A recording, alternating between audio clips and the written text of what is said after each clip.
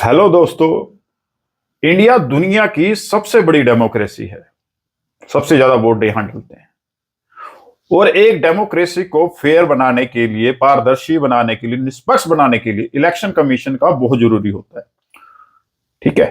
तो अगर democracy, election commission independent रहेगा, आजाद रहेगा, निष्पक्ष रहेगा, तभी वो एक फेयर इलेक्शन कराएगा और इलेक्शन में डेमोक्रेसी फले फूलेगी।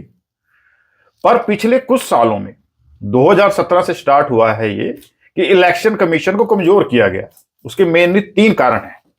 पहला कारण क्या है? इलेक्टोरल बॉन्ड 2017 में लेके आए थे। उसमें आप पार्टी को कितना भी फंड दो पर जनता को नहीं बताएंगे क्या होता है। दूसरा सबसे बड़ा अटैक था उसके इलेक्शन चीफ, जो इलेक्शन कमीशन का जो चीफ बनता है, पहले क्या जज, सुप्रीम कोर्ट का जज, पार्टी जो रूलिंग पार्टी है और ओपोजिशन पार्टी का एक बंदे, तीन मिलकर चुनते थे। अभी वो चेंज करके खाली रूलिंग पार्टी के हाथ में आ गया। और तीसरा सबसे बड़ा हमला वो किया है आरटीआई के थ्रू, कि आरटीआई में आप पोलिंग बूथ के अंदर क्या हो रहा है उसकी रिकॉर्डिंग नहीं मांग सकते। सबसे बड़ा। अब इनको हम पूरी डिटेल में बताऊंगा एक स्टेप को, कैसे इसको खत्म किया गया। सबसे पहले बात करते हैं चुनावी बॉन्डों की। बीजेपी इसको 2017 में इसलिए लाई थी कि हम चुनाव राजनीतिक दलों को जो पैसा मिलता है उसको हम स्वच्छ और ट्रांसपेरेंट बनाएंगे।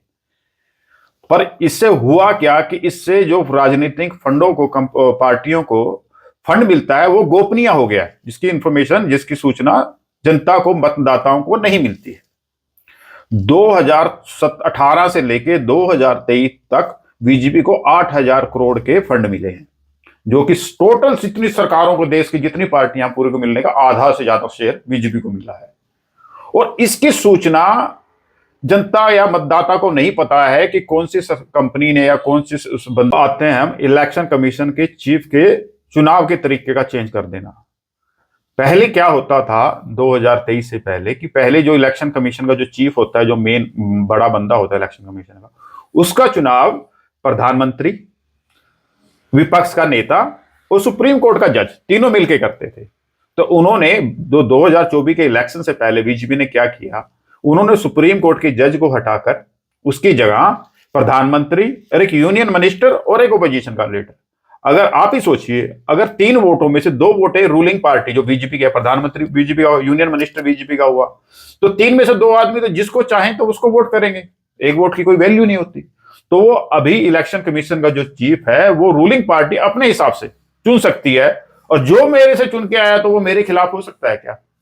नहीं होगा। तो इस तरीके से उन्हें, जो इलेक्शन कमीशन का चीफ है, उसको अपने अंगूठे के नीचे दबा दिया। अभी वो, उसका फायदा क्या होता है सरकार को?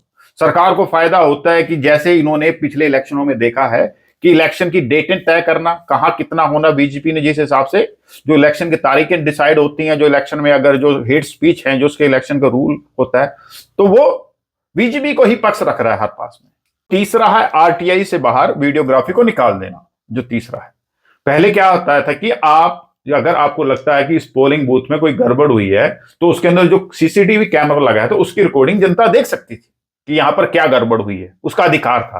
पर अभी क्या किया है, जब चंडीगढ़ में आपने ये देखा था कि ये आदमी सरेआम पकड़ा गया वोटों को चेंज करते हुए, तो उसके बाद बीजेपी ने क्या किया कि इस रूल को ही खत्म कर दिया कि जनता को अधिकार नहीं है आरटीआई के थ्रू कि इलेक्शन बूथ के अंदर क्या हो रहा है वो आप ना देख पाए। और ये आदमी पकड़ा गया, इसको सस्पेंड तो कर दिया गया। अब देखो दोबारा से फिर ये म्युनिसिपल कमेटी के अंदर आगे बैठ गया। एक आदमी इतना करप्ट है जो 19 वोटों में से 23 वोटों में कांटा मार के दूसरी जो जीती हुई पार्टी है, आप आदमी पार्टी को हरा के बीजेपी का चीफ बनाने को, वो तो सुप्रीम कोर्ट ने थोड़ी हिम्मत दिखाई, ज्यादा नहीं थोड़ी दिखाई, उस इलेक्शन को दोबारा ठीक करा दिया। पर इस आदमी को कोई सजा नहीं मिली, और सजा नहीं मिली तो अभी दोबारा बीजेपी ने, देख कितनी बेशर्मी करता है, इस चोर आदमी को दोबारा फिर एक मनोनीत मेंबर बना के दोबारा चंडीगढ़ के उसके अंदर म्युनिसिपल कमेटी के अंदर बैठा दिया। तो ये धंधड़ेबाजी चल रही है, और इसी का रिजल्ट है कि आज हमारे यहां डेमोक्रेसी, जो दुनिया की सबसे बड़ी डेमोक्रेसी है, उसका ये बुरा हाल हुआ है। ये 3 मुद्दे, जिसमें चुनावी बॉन्ड है, जो राजनीतिक दलों द्वारा दान दिया गया हुआ जो दान है उसको अस्पष्टता है। दूसरा, इलेक्शन कमीशन के चीफ की सिलेक्शन की प्रोसेस। और तीसरा, पोलिंग बूथ में जो वोट डली है उसकी वीडियोग्राफी की ना देने की परमिशन के कारण हमारे जो चुनावी प्रक्रिया है वो अस्पष्ट हो चुकी है, वो कमजोर हो चुकी है। एक जिम्मेदार नागरिक के होते हुए आपको इनके लिए सवाल उठाना चाहिए, इसके लिए अपने नेताओं को जिम्मेवार ठहराना चाहिए और इसको दोबारा से सुडौल और सुरक्षित करना चाहिए अगर आप एक आजाद और एक प्रोस्पर डेमोक्रेसी चाहते हैं। धन्यवाद। अगर आपको जानना है कि इलेक्टोरल बॉन्ड का कैसे मिसयूज किया गया है प्रोजेक्ट लेने के लिए, आप 500 करोड़ देते हो इलेक्टोरल बॉन्ड और साथ कुछ दिनों बाद आपको एक 14,000 करोड़ का प्रोजेक्ट मिल जाता है। आपके घर पे ईडी छापा मारती है आपको पकड़ने के लिए और उसके कुछ दिनों बाद आप 500 करोड़ या ऐसे बड़ी रकम का एक इलेक्टोरल बॉन्ड खरीद लेते हो और फिर वो इन्वेस्टिगेशन बंद हो जाती है। इसकी पूरी डिटेल इस वीडियो में डालूंगा तो वीडियो बड़ी हो जाएगी, इसके लिए इस वीडियो को जरूर देखें, आपको पूरी घपलेबाजी पता चल जाएगी इसके अंदर क्या। हमें यह सुनिश्चित करना चाहिए कि भारत में इलेक्शन प्रक्रिया है वो मजबूत और पारदर्शी हो, उसमें कोई घपलेबाजी ना हो। तो इसके लिए अपने नेताओं को जिम्मेवार बनाएं और इस वीडियो को ज्यादा से ज्यादा शेयर करें ताकि लोगों को हमारे चुनावों में हो रही गड़बड़ियों का पता लगे और एक सशक्त देश का चुनावी प्रक्रिया को मजबूत किया जा सके। धन्यवाद। वाहिगुरु जी का खालसा, वाहिगुरु जी की फतेह।